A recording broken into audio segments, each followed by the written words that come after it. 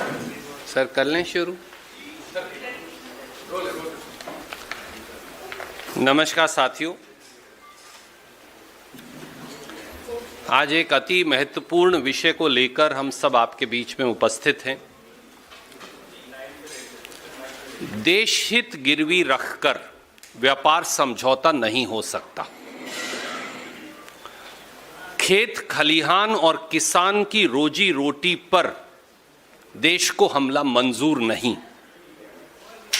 भारत की ऊर्जा सुरक्षा से खिलवाड़ मंजूर नहीं और भारत की संप्रभुता और आत्मनिर्भरता से समझौता मंजूर नहीं। ये चार पहलू आपके बीच में लेकर हम उपस्थित हैं। व्यापार समझौते आर्थिक तरक्की का रास्ता हैं। व्यापार समझौतों का आधार ही बराबरी की शर्तों पर परस्पर लोकहित है दो देशों का। व्यापार समझौते देश की संप्रभुता को त्याग कर गुलामी का रास्ता कदापि नहीं हो सकते। व्यापार समझौतों की आड़ में देशहित और लोकहित दोनों की बलि नहीं दी जा सकती। अंग्रेज से भी हम इसी वजह से लड़े थे। करोड़ जनमानस व्यापार समझौते की आड़ में देशहित और लोकहित की बलि कभी स्वीकार नहीं करेंगे। अमेरिका भारत व्यापार समझौते में मोदी सरकार ने किसानों व खेत खलिहान के हितों की बलि दे डाली। भारत की ऊर्जा सुरक्षा से सरेआम खिलवाड़ किया। भारत की डिजिटल स्वायत्तता व डेटा प्रिवेसी पर गंभीर सवाल खड़े कर दिए। भारतीय हितों की रक्षा में मजबूती से खड़े होने की बजाय एक मजबूर सरकार ने भारत की संप्रभुता और आत्मनिर्भरता पर समझौता कर लिया। लोग पूछ रहे हैं, मजबूत सरकार या मजबूर सरकार? आत्मनिर्भर भारत या अमेरिका निर्भर भारत? ये सवाल लोग पूछ रहे हैं। मोदी सरकार द्वारा भारतीय हितों की तिलांजलि देने के कुछ पहलू लेकर हम आपके बीच में हैं और मैं केवल तीन पक्षों की आपसे चर्चा करूंगा। खेती, ऊर्जा सुरक्षा और ओवरऑल जो व्यापार की शर्त है। खेत खलिहान और किसान से विश्वासघात। भारत के कृषि बाजार में अमेरिका के खेती और खाद्य उत्पादों का निःशुल्क आयात किसानों की रोजी रोटी पर सीधे हमला है। अमेरिका भारत व्यापार समझौते के तहत 6 फरवरी 2026 के फ्रेमवर्क इंटरिम एग्रीमेंट में पहले बिंदु में ही यह सहमति जताई है कि भारत बगैर किसी इंपोर्ट ड्यूटी या आयात शुल्क के अमेरिका के खाद्य और कृषि उत्पाद के लिए अपना बाजार खोल देगा। अब इसके इंपैक्ट्स क्या हैं, मैं एक एक करके आपको वो बताऊंगा। सबसे पहला शब्द जो वहां लिखा है वो लिखा है ड्राइड डिस्टिल्ड ग्रेन, DDG। वो भारत में आयात होगा। यह असल में क्या है? प्रोसेस्ड मक्का है। ड्राइड डिस्टिल्ड ग्रेन प्रोसेस्ड मक्का है। भारत में आज 4 करोड़ 30 लाख मीट्रिक टन मक्का पैदा होता है। यह कहां पैदा होगा? कर्नाटक, मध्य प्रदेश, महाराष्ट्र, राजस्थान, उत्तर प्रदेश, बिहार, तेलंगाना, गुजरात, कुछ पोर्शंस ऑफ हरियाणा और पंजाब, यानी लगभग आधे से अधिक भारत में। तो इसके विपरीत भारत में 4 करोड़ 30 लाख मीट्रिक टन सालाना मक्का हम पैदा करते हैं। हम अपनी जरूरत का सारा मक्का पैदा करते हैं। America 42 crore 50 lakh metric ton मक्का पैदा करता है। हम 4 करोड़ 30 लाख मीट्रिक टन, वो 42 करोड़ 50 लाख मीट्रिक टन। स्वाभाविक है उन्हें अपना मक्का बेचने के लिए भारत जैसा बड़ा बाजार चाहिए। सवाल बड़ा सीधा है, अगर अमेरिका ड्यूटी फ्री यानी शुल्क रहित मक्का हिंदुस्तान के बाजार में बेचेगा तो आधे भारत का किसान क्या करेगा, उसका क्या हाल हश्र होगा। व्यापार समझौते के पहले बिंदु में दूसरा शब्द लिखा हुआ है, लाल ज्वार का आयात। ज्वार अक्सर लाल ही है, हमारे तो उस पूरे क्षेत्र में पीला या काला नहीं होता, शायद उनको समझ नहीं है, ज्वार ही बोलते हैं हम उसे। अमेरिका से ज्वार का आयात खोलने बारे सहमति।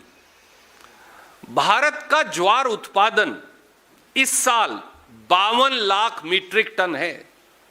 52 लाख मीट्रिक टन। ज्वार कहां पैदा होता है? महाराष्ट्र, राजस्थान, कर्नाटक, उत्तर प्रदेश, मध्य प्रदेश, गुजरात, यानी central India to west India, सारे भारत के अंदर ज्वार पैदा होगा। थोड़ा थोड़ा ज्वार पैदा इधर भी हो जाएगा। एक पोर्शन में हरियाणा के, राजस्थान के साथ लगते, थोड़ा सा पंजाब में। अमेरिका कितना ज्वार पैदा करता है? इस साल उन्होंने 87 लाख मीट्रिक टन ज्वार पैदा किया, जिसकी वहां खपत नहीं है। तो बाजार किसका चाहिए? भारत का। सवाल यह है कि अगर अमेरिका का ड्यूटी फ्री ज्वार, आयात शुल्क रहित ज्वार भारत में बिकेगा तो भारत का ज्वार कहां जाएगा? हम तो अपनी जरूरत का सारा ज्वार पैदा कर रहे हैं। तीसरा शब्द क्या लिखा है उसमें? सोयाबीन ऑयल, पहले बिंदु में ही लिखा है। उसका आयात भी अमेरिका से भारत में खोल दिया जाएगा। भारत का सालाना सोयाबीन उत्पादन कई गुना बढ़ गया पिछले सालों में। इतना बढ़ गया कि हम बहुत कम आयात करने लगे सोयाबीन। 1 लाख 1.5 लाख टन हुआ पीछे, तो मैंने चेक किया 1,53,000 मीट्रिक टन हुआ।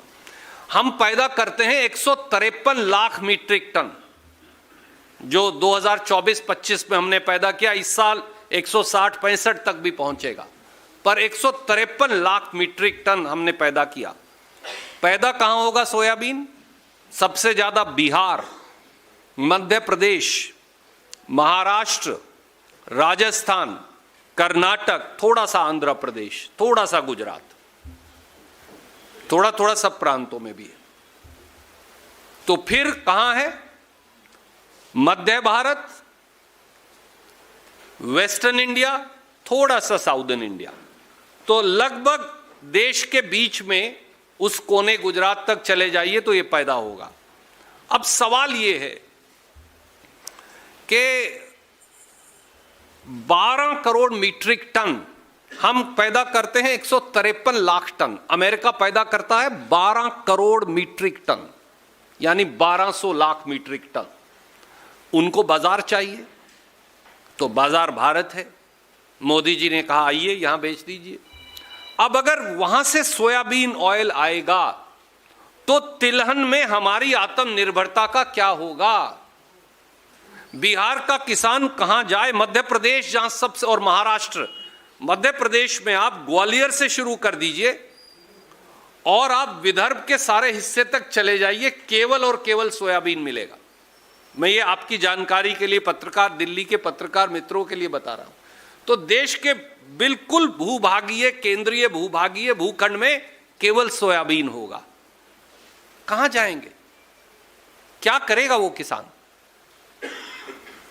चौथा, जो इसमें लिखा नहीं, इसके अंदर ये शब्द लिखा नहीं है जो मैं बताने जा रहा हूं, पर हमारे वाणिज्य मंत्री जी ने बयान देकर कहा कि हम ऐसा करेंगे। वो क्या है? हिंदुस्तान में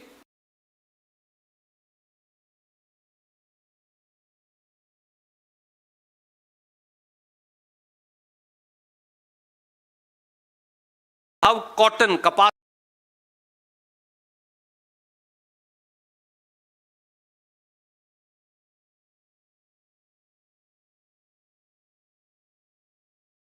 किया, वो ये है।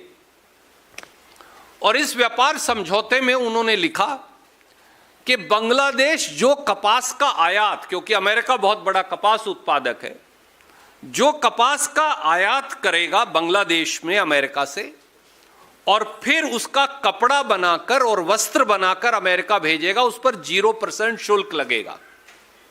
इसका सीधा प्रतिकूल प्रभाव किस पर पड़ता है? हम पर, क्योंकि भारत सबसे बड़ा कपड़ा उत्पादक है, धागा उत्पादक है, वस्त्र उत्पादक है। सबसे ज्यादा स्पिंडल कैपेसिटी चाइना के साथ दुनिया में, अगर स्पिंडल्स आप समझते हैं, बुनाई की जो मशीनें हैं, धागा बनाने की, कपड़ा बनाने की, जो सबसे ज्यादा स्पिंडल कैपेसिटी दुनिया में है, चाइना के अलावा वो हिंदुस्तान के पास है। सबसे ज्यादा रोजगार भी अगर कोई पैदा करता है तो वो टेक्सटाइल उद्योग करता है। ये 3 बातें याद रखना जरूरी है इस देश के लिए। कपास हम सबसे ज्यादा मात्रा में पैदा करते हैं, स्पिंडल कैपेसिटी दुनिया में सबसे अधिक है और हम सबसे बड़े निर्यातक भी हैं हिंदुस्तान की खपत के साथ साथ। अगर वो कपड़ा वहां से निर्यात करेंगे बांग्लादेश से 0% पर अमेरिका में, और हम करेंगे 18% पर, तो 18% वाले को नुकसान होगा या 0% वाले को होगा? 18% वाले को होगा। तो हम बांग्लादेश के वस्त्र और कपड़ा जो उत्पादक है उनके मुकाबले में अनकंपिटिटिव हो जाएंगे। और अगर अनकंपिटिटिव हो जाएंगे तो तिरुपुर तमिलनाडु का क्या होगा, सूरत गुजरात का क्या होगा, पानीपत हरियाणा का क्या होगा, लुधियाना पंजाब का क्या होगा, और देश की बुनाई वाले सब वस्त्र उद्योग का क्या होगा। और इतना ही नहीं, फिर 12 फरवरी 2026 को हमारे वाणिज्य मंत्री श्री पीयूष गोयल विपक्ष के नेता के बारे में उल जलूल बातें करते हुए एक घोषणा कर डालते हैं कि भारत भी अमेरिका का कपास आयात करेगा 0 ड्यूटी पर, और जब वो कपड़ा बनाकर भेजेगा तो उसको भी वही फायदा मिलेगा जो बांग्लादेश को मिलता है। मतलब कि भारत भी अब अमेरिका से कपास का आयात करेगा। ढोल की पोल खुल गई। चोर दरवाजे से इस समझौते में यह लिखा है, मैं नहीं कह रहा, पीयूष गोयल कह रहे हैं कि भारत 0 ड्यूटी पर अमेरिकी कपास का आयात करेगा, जबकि हम तो कपास के निर्यातक हैं, तो हम भी वहां से मंगवाएंगे कपास। तो हमारे किसान का क्या होगा? दूसरा, एक और तीसरा इसका पहलू है, इसको बोलते हैं डबल वैमी अंग्रेजी में। बांग्लादेश भारत की कपास का सबसे बड़ा आयातक है। बांग्लादेश अगर 100 किलो कपास इस्तेमाल करता है तो 50 किलो 52 किलो हिंदुस्तान की है। तो मैं जो कपास पैदा करूंगा मेरे खेत में, उसमें से आधी बांग्लादेश जाएगी। ये बांग्लादेश करता है। तो बांग्लादेश अगर मेरी कपास का आयात बंद कर देगा हिंदुस्तान से और अमेरिका से मंगाएगा तो किसान को मार पड़ेगी ना। और अब भारत भी अमेरिका से कपास मंगाएगा तो किसान को डबल मार पड़ेगी। यानी मेरी बांग्लादेश निर्यात होनी बंद हो गई, अमेरिका से आनी शुरू हो गई। तो मैं तो दो तरफ से मर गया, 2 पार्ट के बीच में पिस गया। और इसकी एंटीसिपेशन में, इस समझौते की एंटीसिपेशन में, जो पीयूष गोयल नहीं बता रहे, उनके मंत्रालय के आंकड़े बताते हैं, भारत ने पूर्ण कपास होते हुए भी अमेरिका से कपास मंगवानी इसी साल चालू कर दी थी। 24-25 में भारत ने अमेरिका से 3,428 करोड़ कपास का आयात कर लिया है पहले ही। तो अगर ये 3400 या 3500 करोड़ से 20,000 करोड़ हो गई तो कपास का क्या होगा? इस साल कपास का एमएसपी था, मैं आपको इसलिए बता रहा हूं कि मैं सब मंडियों में स्वयं गया था, 6100 रुपया क्विंटल। कपास बिकी 5,4500 रुपया क्विंटल पे। किसान को नुकसान हुआ 1,000 से 1,500 रुपया क्विंटल। ये यहां से लेकर विदर्भ तक की कहानी है। जब ये और गिर जाएगी तो फिर हिंदुस्तान के किसान का क्या होगा, सवाल ये है। और कपास कहां पैदा होती है? महाराष्ट्र, गुजरात, तेलंगाना, मध्य प्रदेश, उत्तर प्रदेश, राजस्थान, हरियाणा, पंजाब, आंध्र प्रदेश, कर्नाटक, लगभग पूरे हिंदुस्तान।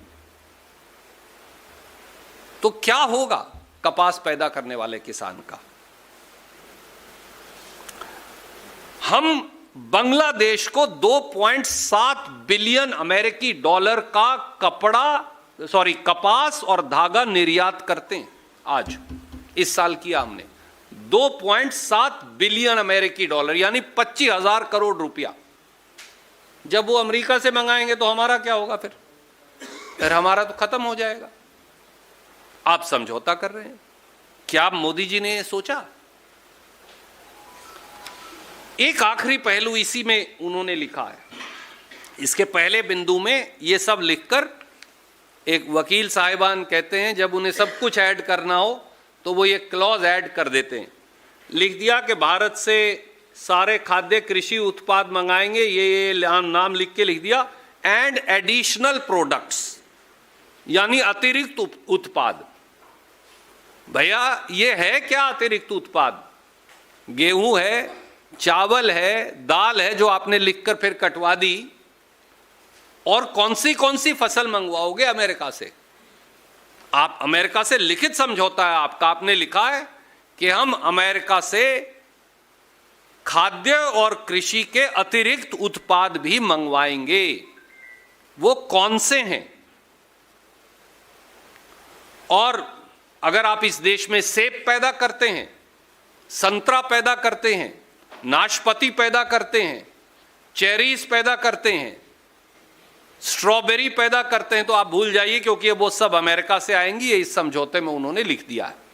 तो हिमाचल, उत्तराखंड, उत्तर पूर्व के प्रांतों को अब सोचने की जरूरत नहीं, वो खेती बंद कर दें, क्योंकि वो सब अमेरिका से आएगा। तो हिंदुस्तान का कौन सा हिस्सा बच गया भैया, वो बता दीजिए। दोस्तों, इसी का एक समझौते का दूसरा हिस्सा भी है। ये तो था स्पेसिफिक प्रोडक्ट्स और स्पेसिफिक स्टेट्स को लेकर इसका इंपैक्ट।